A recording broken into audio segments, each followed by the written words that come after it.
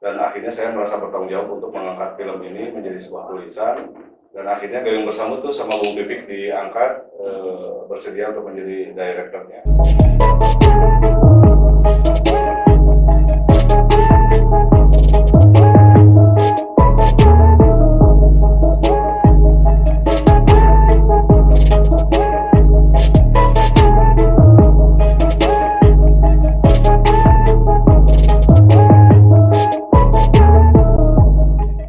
Kali ini di sebelah kanan saya sudah hadir Bung Pipik. Ya. Udin Suming. Siap. Ya, Udin Suming. Oke. Sebelah kiri saya ada Waigun. Ya. Udin Suming. Waigun di Kota Jabar. Kita sangat penasaran nih, Wak, bahwa Mata Dewi ini katanya memiliki isi yang dalam banget nih. Kalau boleh diceritain, Waigun sebagai penulis dari Mata Dewi ini, apa yang mau diangkat ini? Ya, terima kasih untuk Kang Dian Effendi. Terima kasih juga untuk pemirsa Mata Jabar. Pada kesempatan kali ini sih memang sangat luar biasa sekali ya, karena memang baru kali ini film-film kita diforecastkan dulu ya sebelum tayang gitu kan. Ini kan jadi membuka ruang segala kemungkinan bahwa memang apa yang ingin saya sampaikan di film ini sampai nanti ke publik.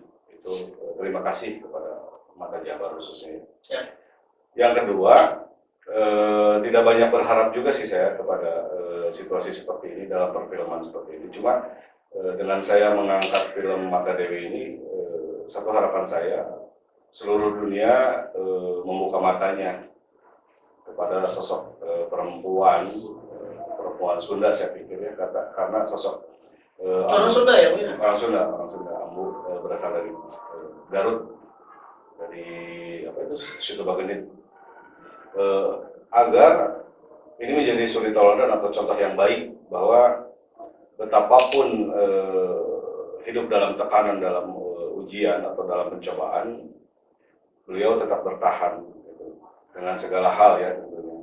Nah, satu kata yang saya angkat dari film Mata Dewi ini untuk membuka ruang, membuka publik, mengetahui bahwa ini ada satu kengerian sosial dalam saya artikan kengerian sosial itu, karena memang tidak banyak yang mau membuka diri, membuka hati untuk kasus-kasus penyakit-penyakit yang dalam notabene pikiran saya ini cukup mengerikan gitu. Nah, Ambu berdiri sendiri gitu.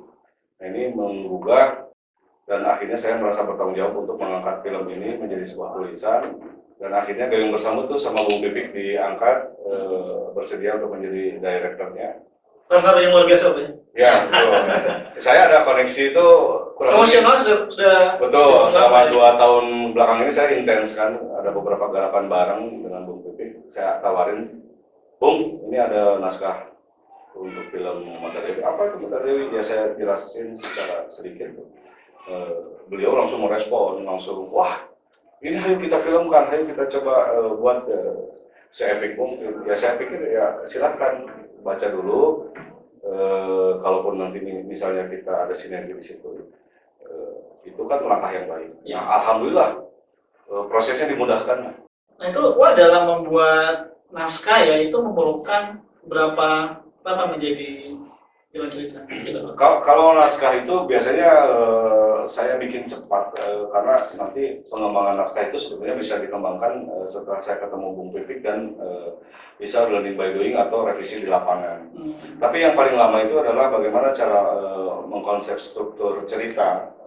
Ini kan menarik karena saya ingin film Mata Dewi ini menjadi semacam central figure, tapi berbentuk drama, tidak drama atau tidak menjadi film biografi. Itu kurang lebih saya menulis itu 3 hari. 3 hari, cepat banget ya? 3 hari. Luar biasa. Yang lama itu ketemu sama Ambunya tuh. Oh, jadi ada proses juga. Betul, harus observasi. Observasi itu penting, riset. Dalam artian ketika saya membangun sebuah fiksi pun tidak melebar jauh gitu. Akhirnya Ambu ini luar biasa, setiap hari itu menerima tamunya itu gila-gilaan, bisa puluhan mungkin, puluhan tamu gitu yang datang. Nah akhirnya bukan tersendat, tapi saya melihat sisi mentalnya Ambu, sisi psikisnya Ambu, juga kondisinya juga ketika ada masuk kesempatan di situ baru saya bisa ngobrol banyak lah tentang bagaimana proses naskah ini akan saya buat seperti apa. Kalau pesannya moral apa sih yang akan disampaikan dari film ini? Ya, all is lost. Saya pikir pesan yang ingin saya sampaikan itu adalah bagaimana kepasrahan menerima sesuatu. Dari konsep ini dari penyakit. Jadi ternyata penyakit itu jangan dianggap sebagai musuh, jangan dianggap sebagai sesuatu yang. Tapi anggapan Ambu itu menganggap penyakit ini adalah sebuah anugerah. Sebuah anugerah. Ini jarang sekali nih. Iya. Saya baru mendengar ya bahwa kan harus dijadikan sahabat yang memang dia satu tubuh, dia mendiami tubuhnya itu harus dirawat. Penyakit itu harus dirawat, maksudnya bukan dimusuhi, disembuhkan, dihilangkan, enggak. Tapi diajak ngobrol, diajak berdialog dengan penyakit itu sehingga punten-punten dalam tanda kutip itu akan menambah durasi usia terhadap si meningkatkan imun ya. Betul, meningkatkan imun kan. Ya nanti lah cerita filmnya tuh biar penasaran jangan dulu gitu. Kata Jabar ini mudah-mudahan menjadi salah satu pendorong juga lah, trigger juga bahwa ini harus disebarkan secara luas oleh para pemirsa Mata Jabar. Mohon dibantu saja. Jadi nggak ada alasan untuk saya menolak membuat film ini karena memang ini gerakan kepasrahan, sosial juga ya. Sosial, sangat tinggi sosial. Itu mungkin kalian. Ya. Nah, sekarang dari Bang Pipik nih sebagai sutradara ya, Bang Pipik, karakter yang harus dicari itu dalam Mata Dewi itu apa ya? Nah ya, tapi sebelumnya saya mau klarifikasi dulu ya, tadi tentang hubungan saya dengan Kang Ibun. Bukan ada hubungan apa-apa ya. Ulang ngaku-ngaku intinya. Namanya hubungan kerja ya. Bisik. Kalau bicara Mata Dewi, khususnya untuk Ambu, untuk filmnya Mata Dewi sendiri, saya pikir begini. Di kita ini banyak sebenarnya rumah kanker yang seperti rumah singa juga ada ya? Saya pikir banyak. Jangankan untuk di Indonesia, di wilayah kita aja, di Jawa Barat, di Bandung, masih banyak.